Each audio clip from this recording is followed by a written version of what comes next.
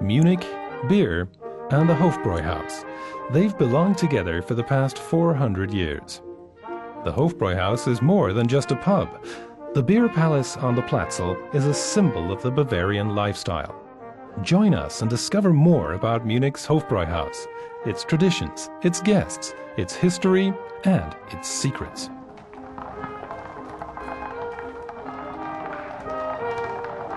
By the way, do you know why Bavaria and beer are so closely linked? In the old days, beer here was considered to be a basic foodstuff and was just as important as bread. That's why in 1516, the authorities here in Munich issued a special brewing law known as the Reinheitsgebot or Beer Purity Law. Wir wollen auch sonderlichen, dass für allenthalben in unseren Städten, Märkten und auf dem Lande zu keinem Bier mehrer Stück dann Gersten, Hopfen und Wasser. It was the first foodstuff legislation in the world. And did you know that Munich once had 2 Hofbräu houses? Duke Wilhelm V and his court got very thirsty, you see. In 1589, a brown beer brewery was built, followed by a Weiss beer brewery in 1607, on the site occupied by today's Hofbräu house.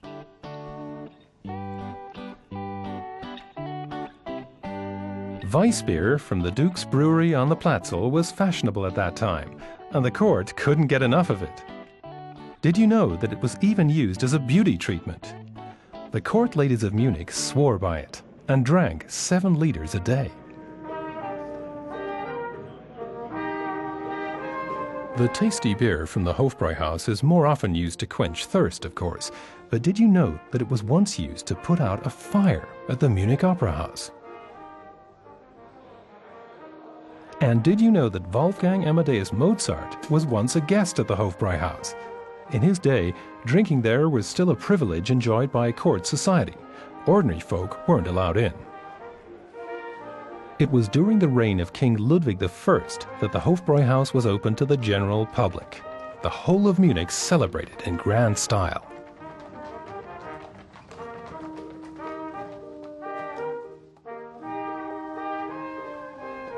Visitors to the royal Hofbräu house might have met this lady. Sissi, the Empress Elizabeth of Austria, dropped by now and then to sample Munich's delicious beer. By the year 1900, the Hofbräu house was a well-established city site in every travel guide. It exerted a magnetic attraction on international visitors, who happily sent greetings cards from the Hofbräu house to countries all over the world.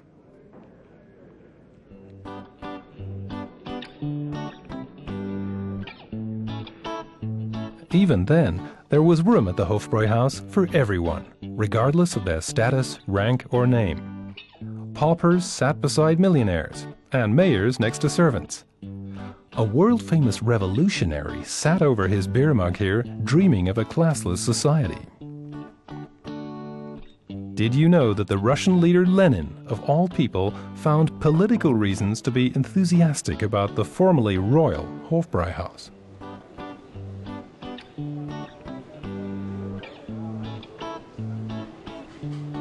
Others are merely enthusiastic about the homemade Weisswurst here.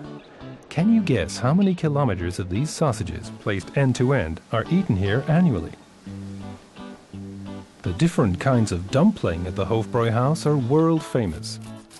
And crunchy crackling, suckling pig, and tasty joints and knuckles of pork are just a few of the tasty traditional Bavarian specialties on the Hofbräu house menu.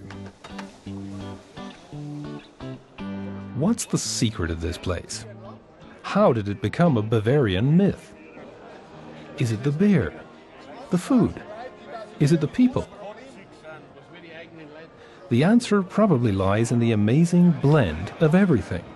On the one hand, traditions are still kept alive here, and on the other, the place is just as popular with the people of Munich as it is for visitors from all over the world.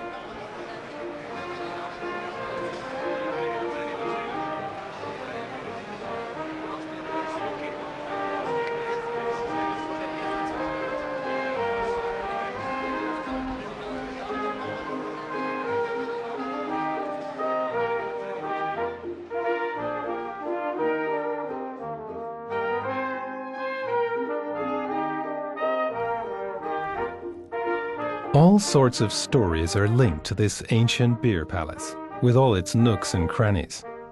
Like to find out more about them and join us on a trip back through time? Then take a look at this DVD.